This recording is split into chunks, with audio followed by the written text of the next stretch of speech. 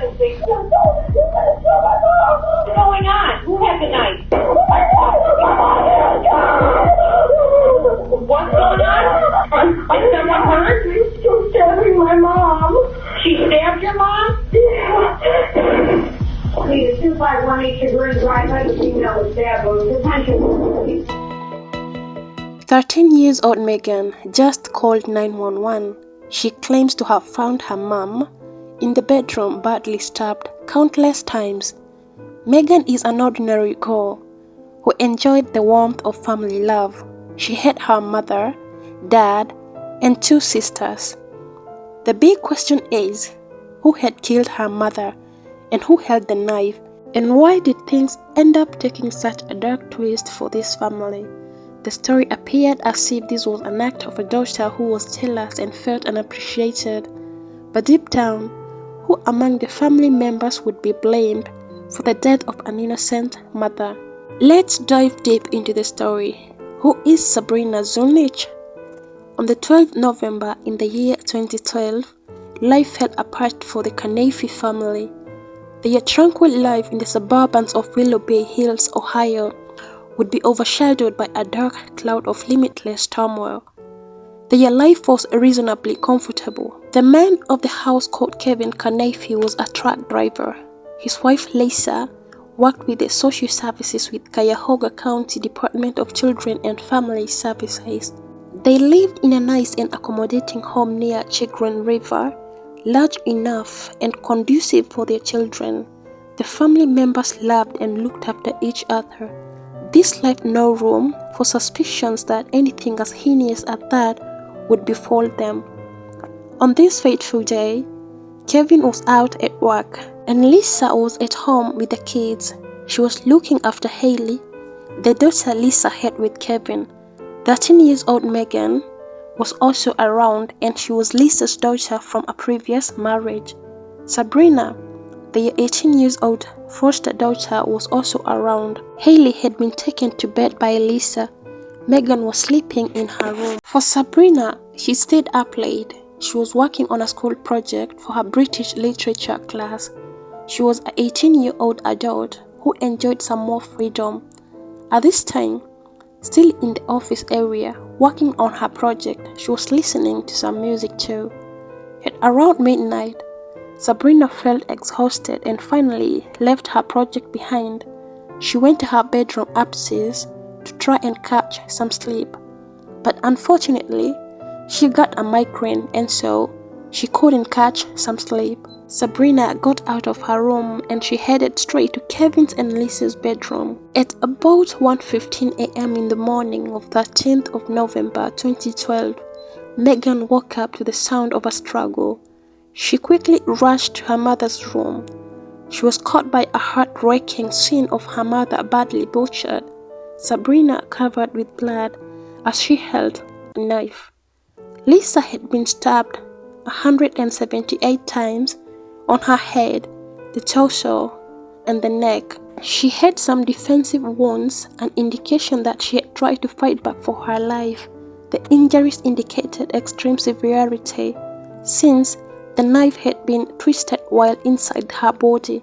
The knife was a 15-inch convex serrated knife, and it had been bended due to the force of the attack. Lisa was badly wounded, her organs failing due to the damaged veins. She was beyond saving. 2 minutes after Megan discovers the scene, she called 911 at a local police station. Upon the officers' arrival, Megan was screaming, requesting the officers to save her mother from Sabrina.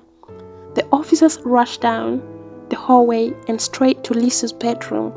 Sabrina got out of the room, still holding the knife and covered in blood. She had some minor scratches on her hands, the neck, legs, and above the knees. Upon the officers engaging Sabrina, she acted quite obstinate and uncooperative. Megan could not process such a trauma of witnessing her foster sister kill their mother. The officers did not require too much explanation from Sabrina because none was needed. It was evident that she was the one that had unalived Lisa. The officer was gripped by a nagging question in his mind. Why did she kill her? Why would she brutally stab her 178 times and with such rage? You might be wondering why Sabrina ended up living in foster homes. Sabrina's parents were quite irresponsible. She had at some point in her life lived with her grandmother and dad in Wycliffe, and her mom was away by then. At some point, her father became addicted to alcohol, neglecting her completely. Now, the old woman could not afford to provide for Sabrina on her own. At 14 years, Sabrina was sent to a county-run group home, and the home was meant to help in structured behavior modification. This was the best place for Sabrina to be at the moment. She had begun to have records of anger issues at school, fights with students, and also bullying. When she was 4 years old, Sabrina had gotten a diagnosis for ADHD, along other diagnoses that contributed to things such as anger issues and easy irritability.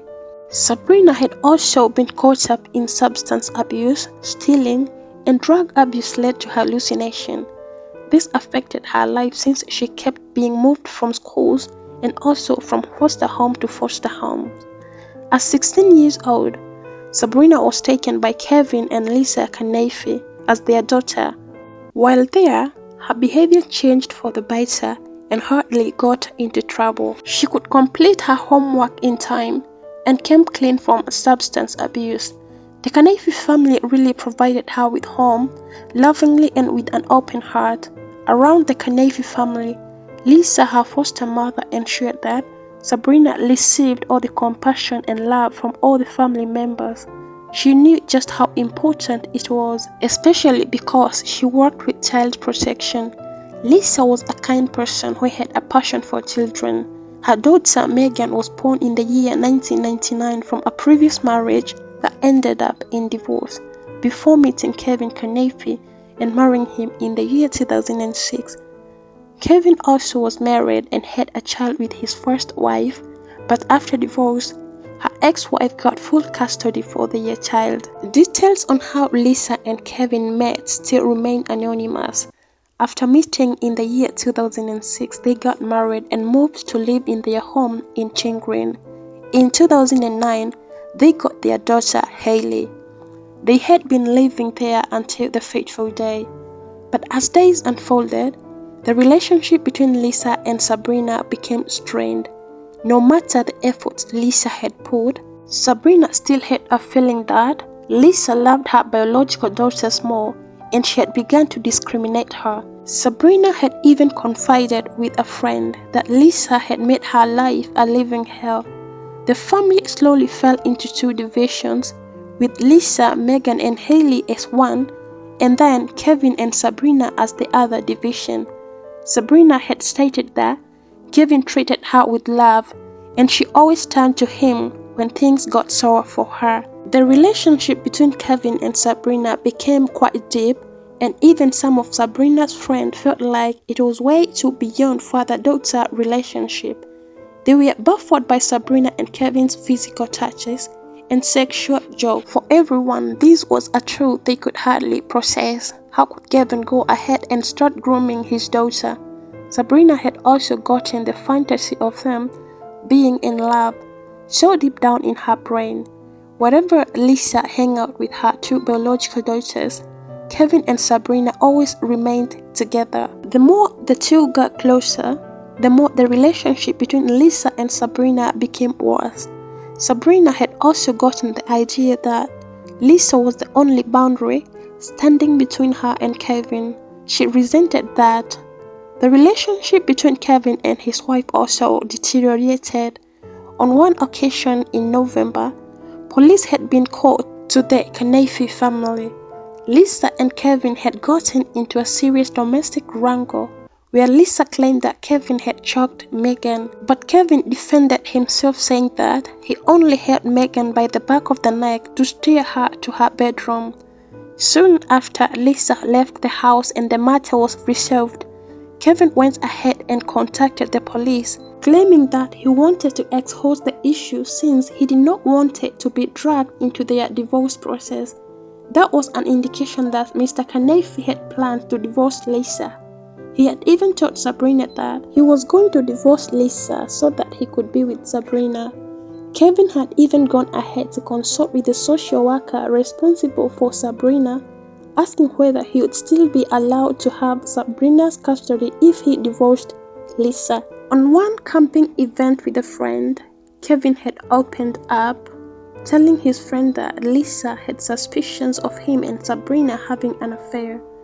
Kevin also showed his friend a few modeling photos he helped Sabrina put together, and some underwear Sabrina had bought for him. He further said that he was in the process of consulting an attorney concerning his divorce process with Lisa. After Kevin was informed about what had occurred back at home, he drove to the station at around 5 a.m. in the morning, mostly concerned about his two daughters, Hailey and Megan, since now Sabrina was in the cell. Let me give you a small background about Sabrina Zunich. Sabrina was born October 1994. Her parents were Mark Zunich and Susan Edward from Ohio. Both parents had several criminal records. They had multiple arrest records too. Her mom had been imprisoned for 6 months for grand theft. At the time Susan was giving birth to Sabrina's older half-sibling, she had been charged with supplying drugs to minors. Her sentencing was, however, delayed due to pregnancy. Sabrina's father had served jail time severally, mostly before Sabrina was born. He had been charged with violence, property damage, and driving while under alcohol influence. Even after Sabrina was born, he continued with his violence. When Sabrina was 16 months old, he was arrested for assaulting Susan. Such domestic violence and poor parenting affected Sabrina, exposing her to have a troubled childhood that affected her even as teenagehood. Sabrina's father suffered from schizophrenia, and his irritable drinking habit made it hard for Sabrina to live with him and Susan together. Sabrina went to live with her grandmother finally. Mark and Susan continued to live together, but their relationship worsened. They once got into a domestic dispute until the police were involved. Mark told the police that he wanted Susan to go and to never come back. Susan did leave, and he was left alone. After Susan left, Mark fell into deep drinking, and finally, he died out of a drug overdose. Sabrina was left with her grandmother, who could not afford to raise her at her old age. This is how Sabrina ended up in foster homes and finally was adopted by the Knoefel family. That morning, after Kevin picked up the two girls, officers tried to interact with him in order to try and learn why Sabrina ended up tearing the family apart in such a ferocious manner. But Kevin acted calm and okay, saying that it was not his first time he was experiencing things like that. Kevin was rather demanding the police to tell him full details of what had happened. He ranted about seeing Sabrina, claiming that he was her father, but he was restrained. The police went on interrogating Sabrina why she had killed her foster mother. To their surprise, she kept insisting that she did not remember anything. She acted as though she was not even aware Lisa was dead. She claims that she could not remember anything beyond entering Lisa's bedroom, but the evidence was irrefutable. While Sabrina was struggling with jail time, Kevin was smoothly moving on with his life. He asked a friend to shut down Lisa's social media account to save himself the pressure from people.